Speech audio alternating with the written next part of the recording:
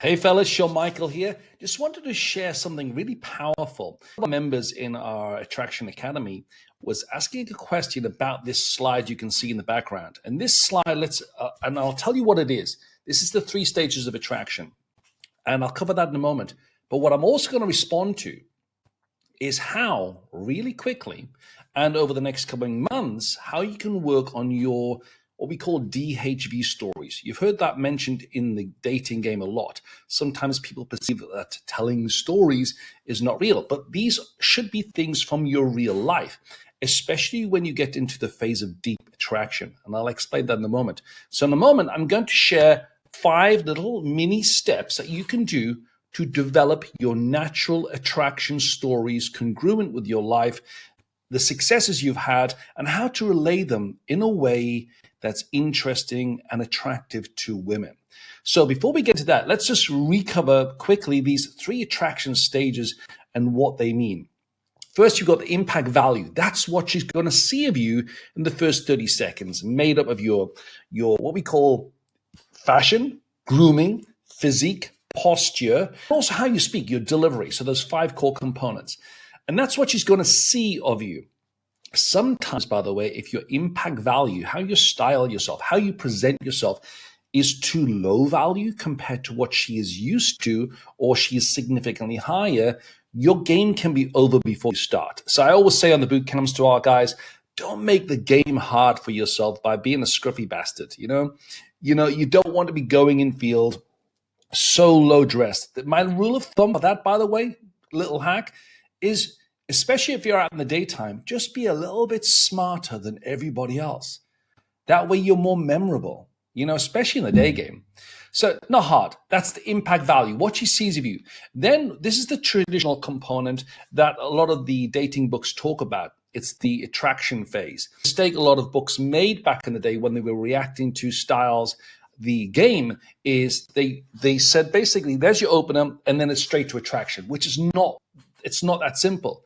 Just because you're having a conversation doesn't mean to say that's attraction material. It could be called what we call stimulus, but it's not actually building any attraction. So the moment that stimulus and interesting chatting, bantering, rapport-seeking conversation stops, that's it. It's game over. There's nothing else there because you haven't uploaded anything cool beyond what she can see that says, hey, there's a higher value guy in front of me. Remember, there's a little rule we always talk about. You initially judge her beauty on what you see, right? And so we say for the guys, your boobs, your boobies, your titties are on the inside. She cannot observe them. Just like if you had a beautiful woman, imagine the most beautiful woman in your life and what she would be for you, what would she look like for you? But she was wearing a burqa. She's like wearing a sort of religious burqa. You couldn't see anything and she passed you on the streets. Well, you're not going to look twice because you can't see it. Men are very triggered by what we see initially. So then that's like a guy. She can't see anything of value because she's looking for more than just looks. You're primarily looking for looks. She's looking more about your value and your character, your ability to provide in the future, provide now. Leadership, protection, risk taker, drive and ambition, all the things she cannot see in the first 30 seconds, whereas you can see what you like in the first 30 seconds. You get the idea. So that's the attraction phase. That's what you upload, those subtle little brag spikes. Then there's the deep attraction. And that's a new concept to the dating game. The deep attraction is what I look at when you're on an actual date, when you're spending one-on-one time together. Now, while you're learning, everybody brags for fuck's sake, yeah? Don't say it's all about authenticity when women are standing there with their big boobs, their push-up bras, their little eyeline tinters, their fake hair color, their fake eyebrows, their fake height and heels. Everybody's magnifying and amplifying their attraction value to attract a mate. That's human nature. So when somebody says, just be your authentic self, everybody brags a bit. Guys brag on online dating about their height, or they brag about their earning potential. Everybody's bragging a little bit. But for me, what's really important is when you're spending that one-on-one intimate time with someone on a date, or you've got to like each other, but hey, now you're sharing a bit more. The things that you share in this phase, this deep attraction phase, are the things that she's going to make real decisions on you, you on her, about whether you're compatible, and something maybe that's beautiful for a lifelong relationship or a long-term relationship at the very least. So let's break down these phases, and then I'm going to show these 5 quick steps of how you can create this attraction material. So let's take a look at this. This was the actual thread. I knew this is the paid group. We have 2 groups. One's the free group. This one's the paid one. So this is the free one's more like what to do, and the paid one's more how to do it. So one of the questions in here by the guy was asking, Roger, right now I'm working on that very problem. He chose number 3 in the list. So we just looked at, and he says he needs to work on the deep attraction phase. Impact value, we've already said, that what she sees of you. Initial attraction phase, it's everything from what she observes of you, by the way, not just DHV, your charisma, your ability to shine, how you hold court with others, how other people are reacting to you. That's the initial attraction phase. But this third phase, this deep attraction, basically what it says here, after the initial connection, deep attraction is where things get real. And this is what I like. It's all about what she learns from you and your shared experiences during this phase, this dating phase. The stage is built on emotional connections and genuine shared values and interests. Any demonstrations of value, DHV, here will resonate more deeply and have a lasting effect. And that's why it's important that these aren't kind of super embellished stories or humor stories or things in the moment. These should be genuine, authentic things from your life. The challenge most guys have is that they don't know how to create them. And I'm going to show you how to do that really quickly in a moment. So remember, attraction is not just about what you say, but how you say it and what it communicates about you, your way of being, your character. So we always say work on these stages. You know, you get the skills, you keep the girl, and you'll get choice and options. But how do we do this? How do we create our attraction stories for these different phases? So let's have a look at the phases again. Here we go. I'll put myself up there so you can see.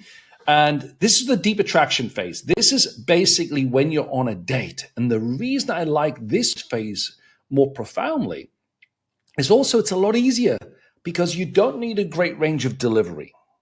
Firstly, yeah, you're not trying to hold court and keep her attention with lots of other people in a group like in a bar, because you're one-on-one, you're on the date. Moment. And also, it's like she's listening intently to you. You don't have to work hard at captivating her attention. She's trying to screen and filter things out. So you've got to give her things to effectively make a decision on. And the same for you. You know, you should be qualifying her for more than just beauty. Unfortunately, most guys, if you're not getting any, unfortunately, you're just happy to get some sex or some boobies in your face, yeah? Some titties in your face. But, so how do we do this? Here's my 5 quick steps to do this. First of all, what I want you, this is what I responded to one of our guys. He was asking, what can you do? So this is how to do it. Firstly, what I want you to do is make a list.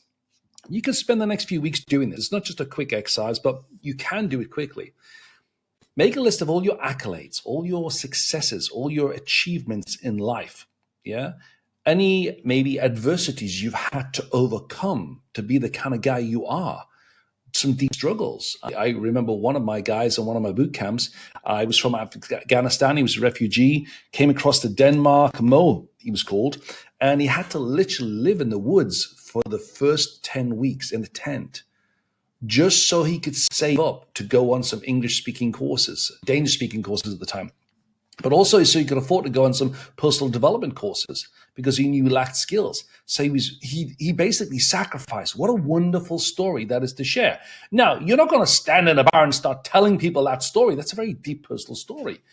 And again, on the date, you don't just pour that out. You get to know each other, you build rapport, start chatting. She's asking you about, different things, and you get to ask her, what are some of the tough times? I call that a boomerang, by the way. If you have a little story to tell, sometimes it's a bit obvious, but it gets better with practice. If you have a story to tell and she hasn't asked you the specific questions to trigger it, so you don't want to force it, you can throw what I call a boomerang. Remember the Australian boomerangs? You throw that little boomerang out and it comes back at you. And the little technique is great because you get to say, hey, what's some tough challenges you've had to overcome in life? Yeah. What were some tough times for you growing up? And by the way, when you ask those deeper questions, pause. If she, by the way, your listening skills have not been on point and you're too much of an extrovert and chatty, you have to take a breath now and calm and slow the pace down. And she's going to share with you. And naturally, at the end of somebody sharing something with you, they always like to go, "What about you?" Yeah, there's been a few. There's been a few. And then you get pause, and she'll go, "Well, go on then, tell me." So, yeah, I suppose the one big one for me, and then you'd go into his story. He would go into his story, and what women are looking for is a man like the Disney archetype that you've been through adversity, you left the home, you took a risk, and you had to go through some challenges, and you became stronger because of it. That's the kind of man she wants in her life. So, yeah, that will happen to be Mo's story. We helped him develop key things from his real life that he was actually quite embarrassed to share. But we had to do it in a way that didn't make him just look like a homeless dude in the woods, and what he did with his life and how he built his gardening business thereafter. That just shows like whatever happens to Mo, if I'm with this guy, she's thinking we'll always land on our feet no matter what happens to us in life. And that's important for a woman. So what are your accolades, successes in life, adversities you've overcome, places you've traveled to, and experiences you've had? So, and I'll come back to that. The next one, number 2, create some keywords, like little buzzwords. And I'll give you an example of this in a moment. Buzzwords that, if it gets mentioned in a date or in a social context, it reminds you, trigger, yeah, I've got a story about this that uploads another element of my life, not just to brag, but so she gets to know who you are. Then I want you to, number 3, is to write 2 to 3 bullet points. Just 2 or 3 bullet points for each of the above, just to get you flowing. You don't have to write the entire story because I want you to make a massive long list. It's also a great exercise because it shows the appreciation of yourself. You'll start to really feel good about yourself once you have things to share and you can talk about what you've done. Now, what I want you to do then is, once you've done all those stories, is raise to the top of the list ones that have natural humor or humor that can be injected as part of that. Raise them because they're going to be a little bit easier rather than being the Mr. Deep Serious guy. Add a few with humor before you get to the more emotional, deeper ones. And then the last one, number 5, is imagine you just shared a story. You're now going to create a qualifier, a challenge, a tease, giving her the opportunity like, hey, I've just shared this about me. What about you? But you don't want to always say, what about you? What about you? You want to ask in a more interesting way. So you just paraphrase the context of what you were just saying.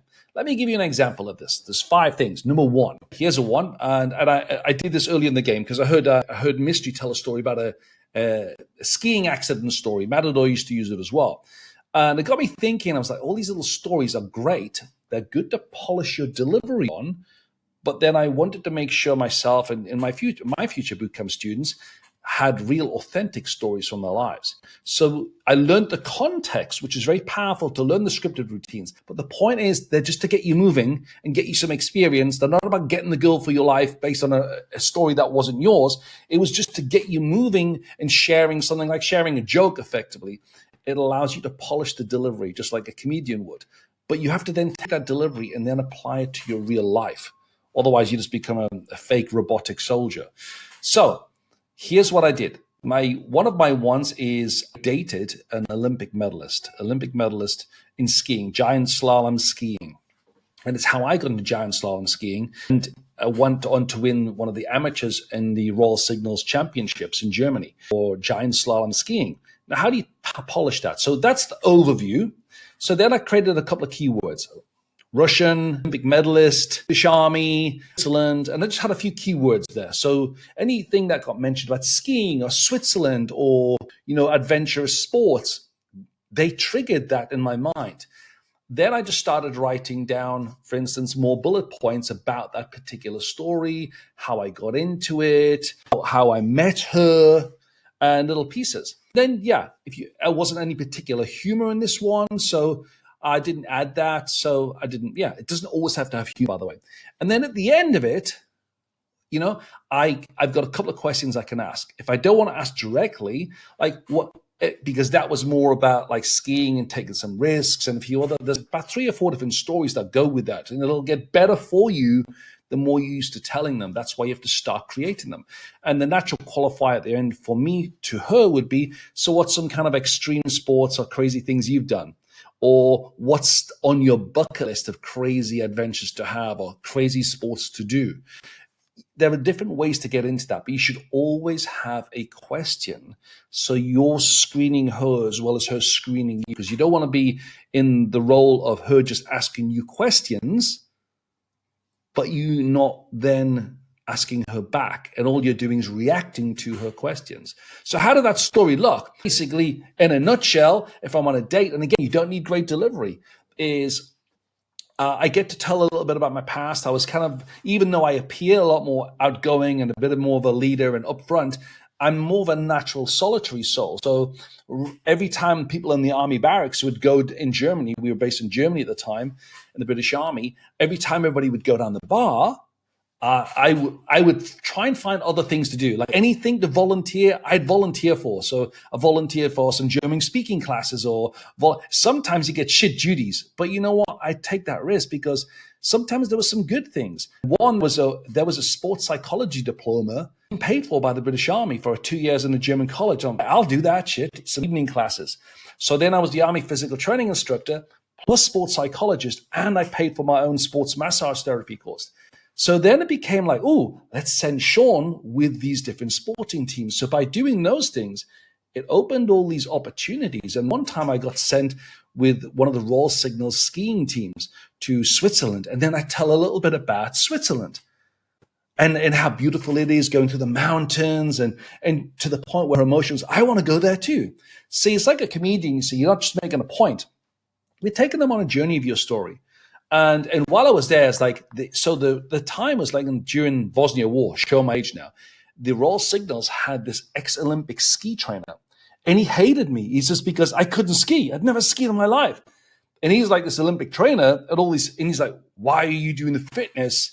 And he didn't like it, but I was fitter than him. So I was responsible for this team's fitness for 3 months. And while I was there, one of the other teams, there was all these Olympic teams, was the Russian female team. And their trainer was a big fatty. So I kind of won them over a little bit, and they started training with us for the fitness training. So while I had my own Olympic trainer who just wouldn't even speak to me for nearly 3 months, I had this girl, and she actually went on to win the silver medal in giant slalom, or was it downhill? I can't remember. But yeah, and she became my girlfriend for the time. So I started skiing with her. And the story goes on how, I went through this journey, and I was like a laughing joke because I was the only guy on Olympic Ski Village where they were all training and renting out the lanes. And I was like doing snowplow, and I spent most of my time on my ass. So you see, you get to show a bit of humility and embarrassment, and girls like that. It was interesting because, and I'll always remember this, by training with people at the best, and that's why today I'll go out of my way to find the best in the world of whatever they do, whether it's the dating game or anything else, and find those people because you learn super fast from them. And by the next year, I was in the B team for my regiment. And then the next year, I went on to win the Novice Alpine Ski Championships. And it's all because of that period. So you get to see, she gets a feel for your character in these stories. Now, imagine trying to tell that in a bar, a girl you just met. And a lot of guys think you have to do that. You don't. If you can just hold court, be socially intuitive, have some things to say, anything, humor, and people are reacting to you, especially once they see other men watching you and observing you or listening to you, reacting to you. And then she can see that her friends are enjoying you. There's an element of pre-selection, female pre-approval. He's a natural leader. You're triggering enough attraction spikes to get you to the next level. She's not totally convinced yet, especially if she's beautiful and has choice. And if she's average, that might be enough. But for the hotter ones, they want to know more about you because they have a lot of successful guys in their lives. So then this story is then being parked for when I'm on a date, what we call the deep attraction phase. And then you only need 2 or 3 of these. So you create. But here's the reality. If you're really going to spend time with somebody in your future, what you want to do is you want more than one or two things to say that you keep saying to everyone just to get the girl. You want to have a list of things, because that first initial few months, she's going to learn a lot about you. You're going to learn a lot about her. Most guys have basic requirements. She might not have done much, but you're happy because she's pretty and she's into you, and that's enough for you. And can she be on the journey and you go have better adventures together? That's great. But what you need is this little list. So a list of your accolades, a list of your successes, the grades you got in college and the things you had to sacrifice to maybe go to college, or what you did in business, or standing on stage when you really are a little bit fearful and speaking in public. How you overcome adversity to get there. Make a list. Then a few keywords. For me, it was the skiing, Switzerland, extreme sports, competitions, any little keyword that triggers that story in your mind.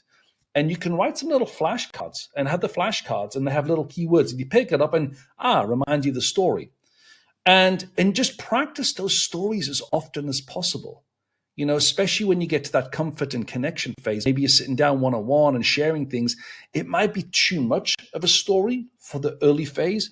But what I like to do when I'm learning something new, to polish it, so when a beautiful woman comes along that maybe I really want in my life, or as a longer-term girlfriend, I'm not saying it the first time. I've had to polish what I'm saying. I use other people to do that. Well, I don't use, well, we do. We use other people to, have an experience. Girls want to drink. They want some guy to take them on a little holiday.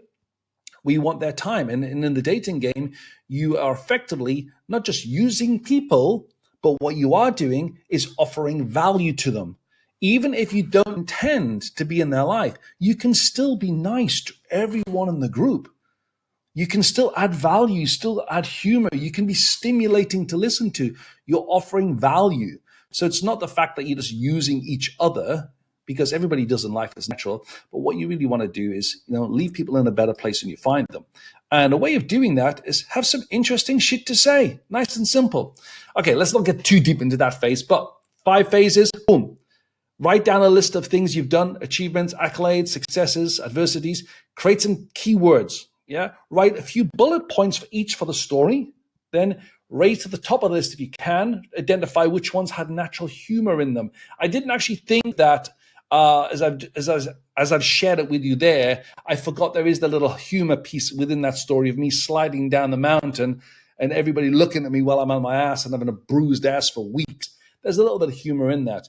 And then add in a natural qualifier challenge question at the end of that list of 5.